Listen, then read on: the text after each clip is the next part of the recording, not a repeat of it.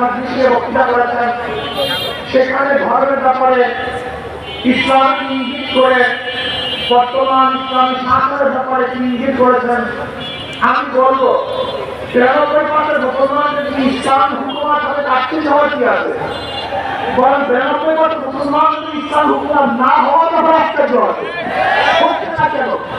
আমি বলবো আসলে আমরা সবাই সম্মিলিতভাবে ইসলাম হুকুমার কায়েম করার জন্য চেষ্টা করি। আর বিএনপি ভাইকে বলবো, আপনারা যাদের ভোট নিয়ে এতদিন নির্বাচিত হয়েছেন, সেই ভোটগুলি দক্ষিণপন্থীদের ভোট ছিল, সেই ভোটগুলি ডানপন্থীদের ভোট ছিল, সেই ভোটগুলি মৌলবাদীদের ভোট ছিল।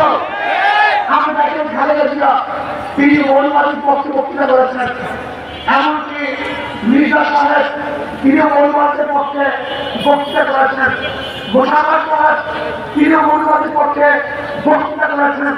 যারা এক সময় মৌলবাদীদের পক্ষে বক্তৃতা করতেন, এখন তারা মৌলবাদীর বিপক্ষে বক্তৃতা করার কারণটা কি? এর কারণটা কোথায় জানেন? আসলে মৌলবাদীরা শিখে ফেলছে, জেনে ফেলছে যে মৌলবাদীদের সাথে এত বছর প্রতারণা